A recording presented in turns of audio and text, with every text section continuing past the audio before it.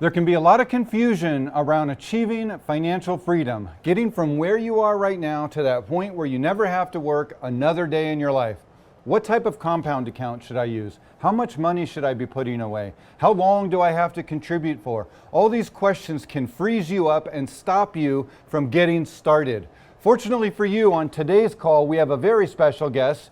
Jeff Blazel from the Bright Advisor team, aka Mr. Math, is here to help us, and he's bringing 5 steps to achieving financial freedom. On this episode of Breaking It Down, we're going to dig into exactly that.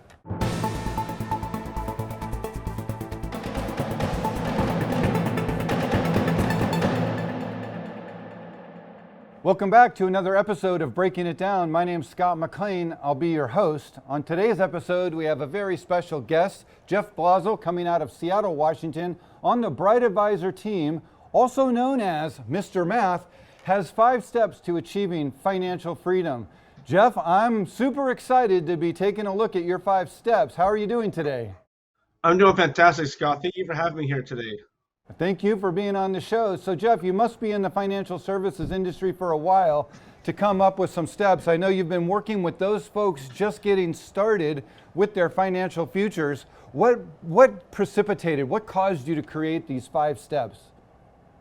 Yeah, I've noticed a lot of these young folks, they're so afraid of making the wrong decision that they do even something worse of making no decision. So fast forward a couple of years, they've still done nothing because they don't want to make the wrong decision, and now they've lost all this time that they could have had to be able to grow their retirement accounts that they've now lost. So I'm here to help all these young folks come up with 5 simple steps to be able to get your path to retirement rock solid from the get-go.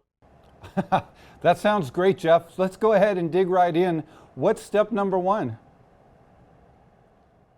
Step number 1, the financial industry, they tend to focus on your nest egg. But what is more important than a nest egg is how much spendable income are you able to get?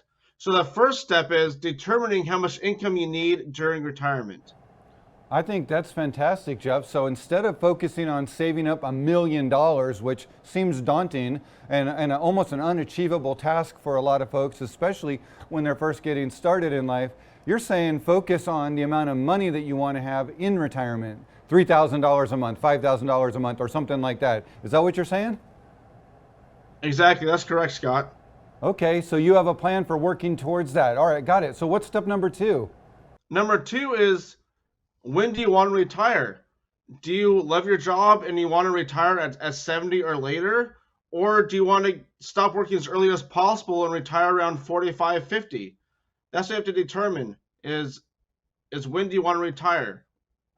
And Jeff, without getting into too much detail, is it possible for someone in their 20s or maybe even in their 30s that gets started saving for their retirement or investing into their retirement, if they're working with you, is it possible for them to retire by 55 or 45? Or can you accelerate that for them? Yeah, 100%. So I'll take my personal case, for example. I started my compound interest account when I was 30 years old. With what I'm doing in the account that I chose, I am projected to retire at 55 years old with 100 grand a year tax-free for the rest of my life, starting at 55. That's pretty amazing.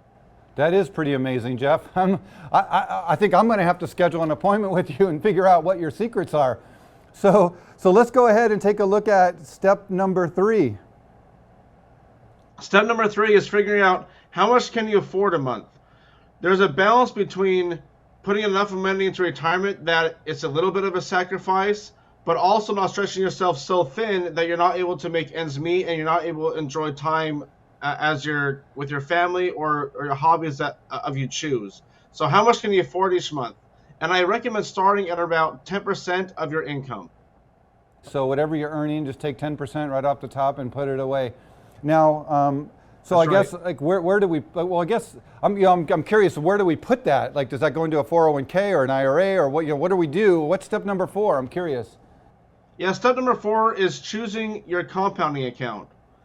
What I've found is for a lot of young kids, I found that putting money into a 401k or IRA isn't the best choice because you're essentially forced to work until you're 60 years old.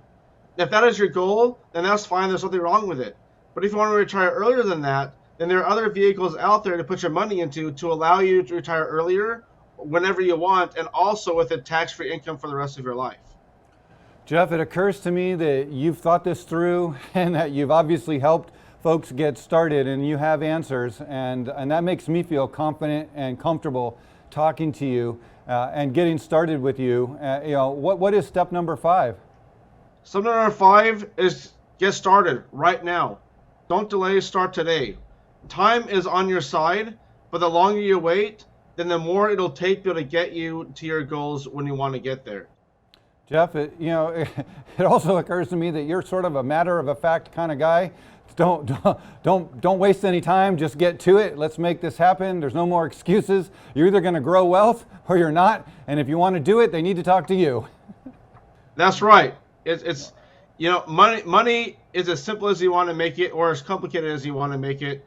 And I like to make things as simple as possible. So get with me. Let's break it down. Let's make it simple for you, and let's build you an amazing plan. Awesome, Jeff. Thanks so much for being on this episode of Breaking It Down. Look forward to bringing you back again. My name's Scott McLean. It's not what you make, it's what you do with what you make.